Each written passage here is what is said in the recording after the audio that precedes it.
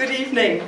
Refugees at Home exists because we know that anyone can be a refugee, which is why I am a co-founder, a trustee and a host. Some of us have grandparents who were refugees.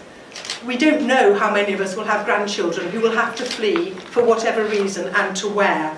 But equally, anyone can help those who have sought sanctuary here to integrate and settle in the UK.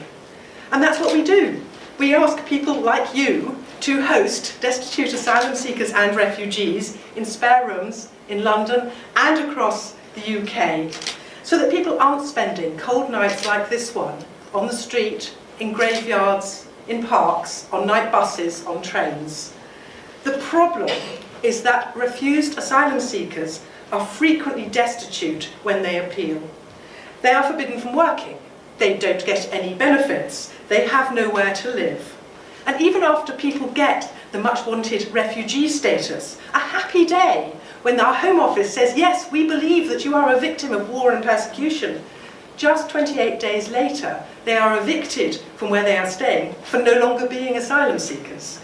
Even if they have nowhere to go, no bank account, no money, no job, and little English, what do they do then? The Refugee Council estimates that 81% of recent refugees are destitute. So the UK tells them one day, yes, we accept you are victims of war or persecution, and then the next evicts them onto the street. And that's where we step in. One of our supporters described us as a giant humanitarian dating agency. And we think we are. We give more support. We currently host about 150 people every night across the UK. We've made 1,400 placements, and last Friday we reached the magic 100,000 nights hosted, individual nights. Our guests are mostly referred by the big charities, the Red Cross, the Refugee Council, Crisis. The referrers stay in touch and they support the guests and they work on a move-on plan. Our hosts come through events like this, or they might find us on social media. Their family, their friends, their neighbours might host. And we visit them, we make sure that they won't charge rent, and we also make sure that everybody in the household is up for hosting.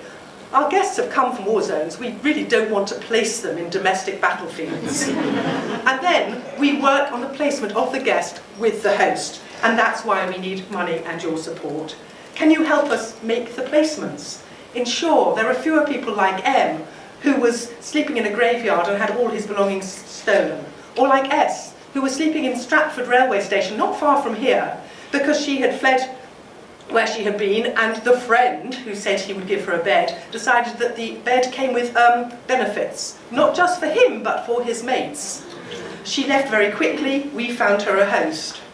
Or my first guest, Ganim, who arrived 2 Christmases ago, still with shrapnel in his leg, after bombs hit his cafe near Aleppo.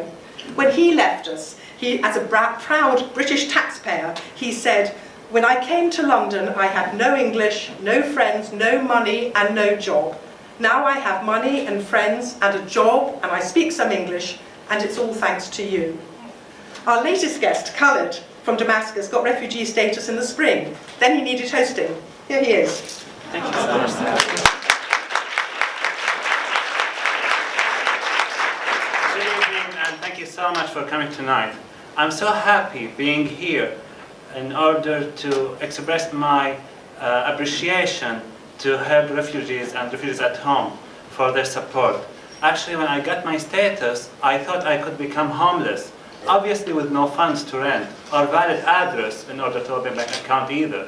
Then I heard about refugees at home. I contacted them and they were so helpful in arranging me with an accommodation. At the beginning, I was actually overthinking how would I share their place. But when I met Sarah and her husband Malcolm, they were so friendly and welcoming. They hosted me in their house, introducing me to the British culture and traditions, improving my language, giving all needed support in order to be moving on and settled down in this country. And because of their help, I'm now a full-time employee, paying my tax and moving forward with my career. I wish tonight that refugees at home will be supported, because there are many, so many of refugees and asylum seekers are waiting in the street in such cold weather and in need of your help. Thank you so much.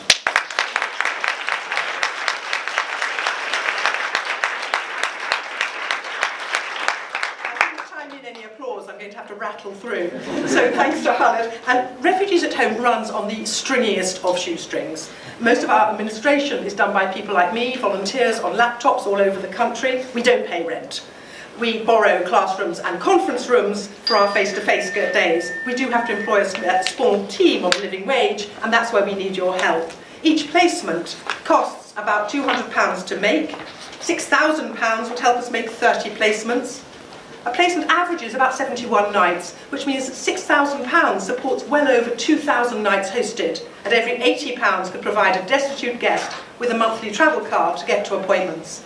Finally, as well as donating, what else could you do? Well, of course, the biggest thing is to volunteer to host. Join Malcolm and Marion, Veronica, Daniel, John, Nikki, and our kind sponsors, Jenny, all of whom are waving their hands, in hosting someone with a spare room. Even on a sofa bed. It's easy, you don't have to do anything, it's never boring. Please, help us to do more, to give refugees a chance to find out what a British home is like, to spread warmth and hospitality in the depths of the winter.